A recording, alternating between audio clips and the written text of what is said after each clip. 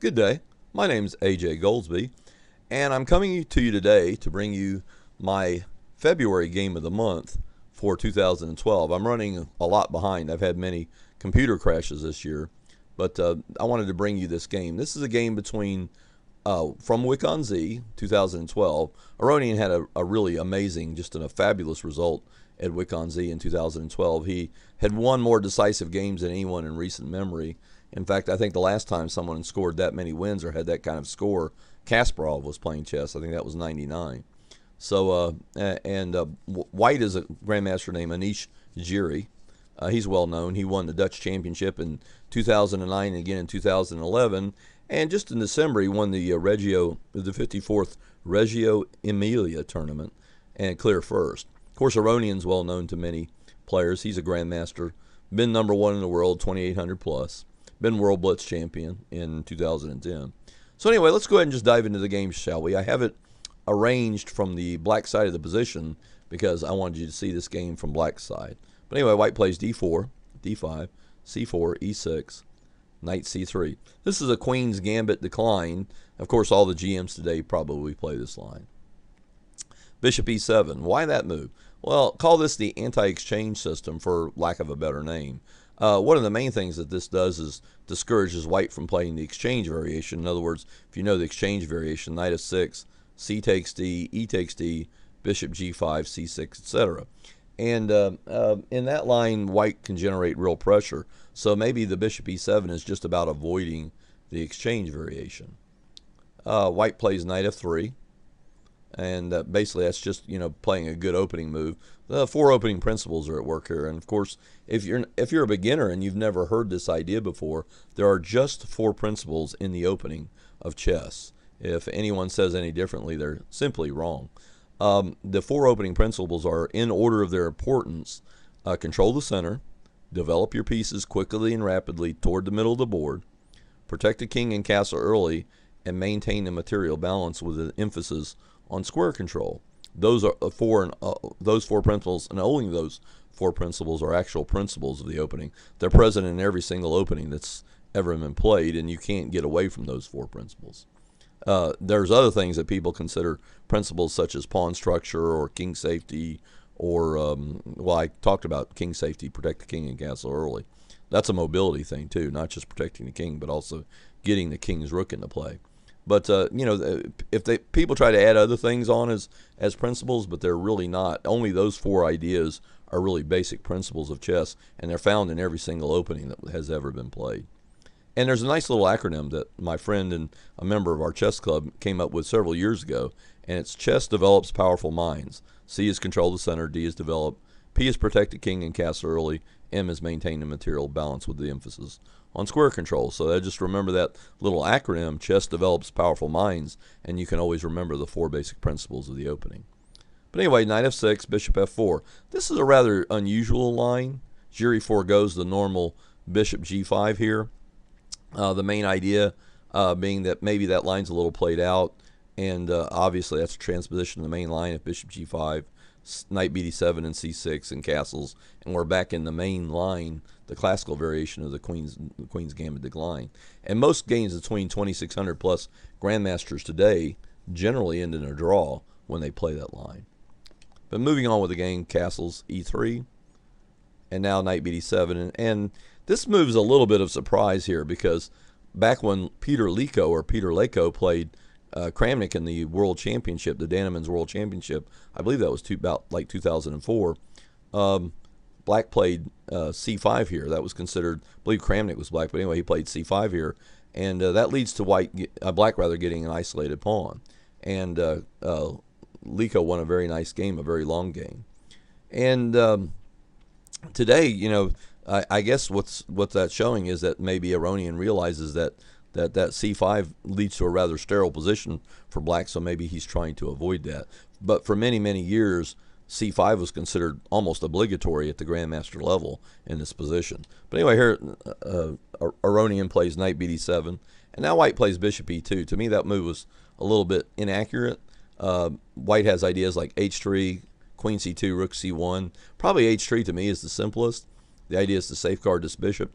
don't wind up getting this bishop. I mean, it results in equality for white, but white still has nice ideas, and his position is very easy to play, and black's the one that has to really prove that he can reach full equality, and white plays just simple developing moves. So I think after h3, it's much easier to play white's move than black's move. Also, too, h3 is the main line of many of the computer books, like Ribka and Deep Shredder and all those engines that are very powerful engines that their computer books were generated with a ton of computer analysis. They're based on basically two things: computer analysis and also the result statistics at the very high level, say 2400 or 2500 and above. That's the two main factors that help shape those computer books. So being that those computer books are considered to be some of the most reliable opening advice, I guess you could say, available in modern day chess.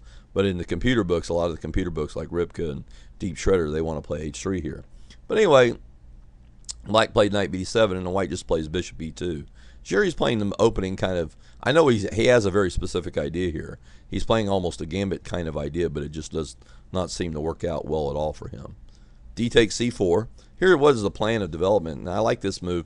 Black's not trying to win the pawn and keep it. I think he was just basically trying to win a tempo off this bishop, forcing white, if white plays bishop takes pawn, black's gained a tempo, and he has ideas like a6, b5, hitting the bishop on c4 with gain of time, bishop b7 and c5 getting a break-in on the center, and black's got a nice development and gained some space on the queen side, which is all good for black, things that he needs to do.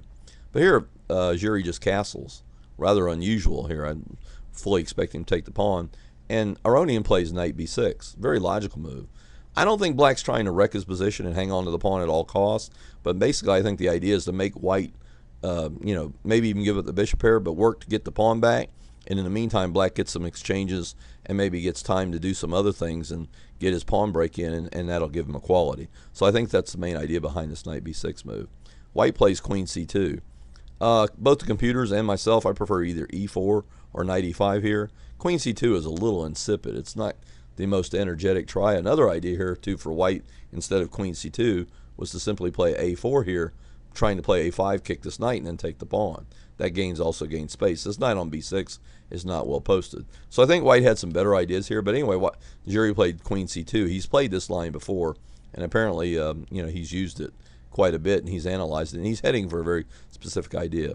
Aronian plays knight h5. Very obviously, since white's failed to play this h3 move, Aronian is going to go knight h5. He's trying to win the bishop pair. White plays bishop e5. Of course, it's simply bishop g3, knight takes bishop, and those kind of things. But anyway, bishop e5, and now f6, kicking the bishop back. And this violates a time-honored idea, a general rule of thumb, if you will, that you're not supposed to push the pawns in front of your king. And that's usually pretty good advice, because against a really good player, most of the time that'll lead you in a lot of trouble. But Aronian has a very specific idea here, and apparently he's analyzed his position very deeply with his team of seconds, and also with the computer. Now white plays knight g5. This is a rather shocking move. But the main idea of this white, of course, black's got to deal with the primary threat here, is the queen takes h7 checkmate. So black is pretty much forced to take the bishop, and now white plays bishop h5, and now bishop d7. And so far the computer rates this position as being pretty close to equal. Black's got a nominal material advantage plus what pawn, but white has a much better pawn structure. Black's basically in effect got 4 pawn islands. He's got this pawn sticking out here, which he's way beyond his army. He's got these 3 pawns here. He's got this isolated pawn here, and he's got two sets of double pawns, and then he's got this other pawn island over here on the king side. And noting that also he has 2 sets of double pawns. So I think that white's not lost in any respect. There's no way white can be lost at this point. It's a long way from being lost, but it's just a matter of finding the correct moves, and I don't think white found the correct moves here. White played bishop f3 here, and that seemed like a logical move, because if black plays c6, it seems like there's the threat to win the pawn. Now I'm going to pause the video, and I want you to take just a couple of minutes, if you haven't seen this game before, to try to guess what Aronian does next. Okay, if you did as I asked, you paused the video and tried to guess what Aronian's next move was. Aronian plays a very shocking rook takes f3. That's got to be one of the deepest sacrifices since maybe the Evergreen game. But it's obviously prepared with computers. Aronian admits in the video on the ChessBase website that he had found that working with the computer, him and his team. His group of seconds have found that before the game. But basically, it's not winning by force, but it's just a very deep sack, and black gets a ton of play. And now the next few moves are all forced. Takes, bishop d6, black just improves the position. It's bishop, queen e4, bishop c6, queen g5, queen e7, bishop takes, pawn takes, knight e4, h6. And so far, both players are doing okay. And if you analyze my engines that I use nowadays, are engines like the two main ones that I consider to be the most reliable are Fritz 12 and 13, and also Houdini 1.5, and also I have the 32-bit Houdini 2.0. And this shows that, if you use those engines, that neither side is in any great jeopardy. Neither side is in danger of losing. Neither side is close to winning.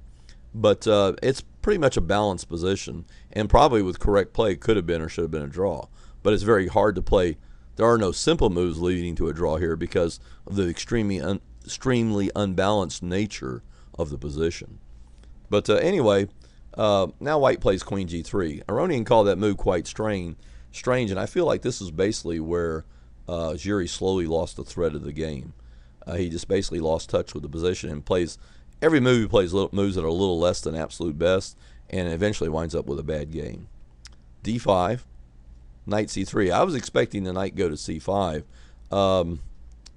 They didn't play that for whatever reason, but they did look at that in the video. Aronian talks about that in the video on the chess-based website that accompanies the story to this round for this game. But anyway, white goes back to c3. And maybe the idea here is to simply play e4, gaining space. Rook f8. This is a very good move. Rook going to f-file. Black definitely wants to inhibit white from playing f4 and undoubling his doubled pawns there. Knight e2, rook f5, king g2. Not sure about some of these moves. Knight d7. Now this move is a good example, knight d7 to me, of square control in Grandmaster chess today. White's played to get his knight controlling the f4 square, and black is going to play knight f8 and knight g6, where his knight will also be hitting the f4 square. So it seems like today that grandmasters are on the same sine wave. Basically, they seem to have, whereas years ago when Nimzovich first postulated his theory of square control, grandmasters even laughed at him. But whereas today it seems like grandmasters, that's almost hardwired into a grandmaster's brain, this idea of square control. So anyway, rook h1, knight f8. I think Aronian set a little bit of a trap here. I'm not sure. I can't ask him, but I think he was setting a trap. He was hoping that white would play this next move, which is a blunder. He plays h4. And now black plays knight g6, and it's very clear he's just winning a pawn. And the main reason is white can't play pawn takes pawn because of rook takes g5, pinning the white queen to the king. And h5 is very weak. That pawn eventually will become lost for white. So basically, it's just a very, very bad, square. This h4 move was a bad move. I've got to think that Giri either miscalculated or blundered here. I'm not really sure. I can't ask him. Or maybe he was just short of time and decided to go bonsai on the king side. Who knows? But anyway, now white's going to be losing a pawn. f4, this move is pretty much forced. Otherwise, black just wins a pawn for nothing at all. Knight takes h4 check, king f1. Queen b4, now black's infiltrating. He's playing on both sides of the board, and suddenly white's queen side is very porous. Rook b1, bishop e8. Very nice move here. Aronian's playing on both sides of the board. The box prefers bishop a4 here, or even queen d2. But Aronian has his own ideas here, and you'll see his idea is very deeply calculated. One thing he might be doing, too, is just playing good chess in the sense that here Giri was already starting to run short of time, and by playing fluid chess and playing on both sides of the board, he makes it almost impossible for Giri to be able to calculate everything, and he's just going to exacerbate Giri's time pressure problems. Knight c3, queen e7, b4. Now that move I did not like at all. It did keep the black queen out of white's queen side, but it also gave white a monster pass pawn on c4. So, there's some moves there. That rook f8. Now the idea of rook f8 was very simply bishop here, hitting this rook with a gain of tempo, and then bishop d3. Of course, that's a monster outpost for white, because once a piece arrives on this square, the only way white's going to get rid of it is to blow it up with dynamite or sacrifice for it. Rook b2, bishop g6, king e1. Now here, Giri removes his king from the G file. I did analyze one move that, it seemed like the computer thought F takes G5 was forced, and Giri spent a lot of time here. I'm not sure if he, saw this, but there's a very interesting line. Rather than King E1, the move here is F takes G5. A lot of the computers thought that was forced. Now Knight F5, that hits the white queen. Queen E5, queen takes G5. Rook H3. Taking on E6 is bad. I analyzed some of the subvariants, on my webpage, and you can just look up that analysis on my webpage. Queen G4, Queen H2, Knight takes D4. I love this move. This is almost unbelievable sack. For many, many moves, Black is just down an entire rook, and he remains down in exchange almost to the very end of the game. So I just love this move. Knight takes D4, Queen takes D4, King E1, Bishop D3, Knight D1, Rook F4, Rook E3. This is all computer analysis, by the way. C3 hitting the rook. Now White's forced to play Knight takes C3, otherwise Black just wins. Queen takes C3 check, rook there. Rook to E4, trying to keep White's. Black has to do two jobs here. He has to not only get after the white king, but he also has to keep the White's queen, Giri's queen, and the two rooks from getting into the black position and getting after the black king. So it's kind of a ballet here, if you will, of the chess pieces, a dance. Queen B8 check, King H7, Queen takes A7, Queen takes B4, A3, Queen C4, Queen B6, E5. You knew sooner or later these central pawns were going to start rolling. Now here Black's down in exchange technically, but he's still doing okay because he's got a couple of pawns, at least one. Let's see, 1, 2, 3, 4, 5. Actually has 3 pawns for it. So Black's probably just flat out winning here. But the final moves of this is King D. All these moves are computer analyzed. King D1, Rook G4, threatening, checkmates over here on this square. If White isn't careful. Rook takes. Apparently that's forced. Check. King E2, E4, and now Black's winning back his material. Queen D4, check, takes. King G8, and Black's 2 pawns ahead, and he basically has an easy win here. I mean, 2 pawns at the grandmaster level is just ridiculous.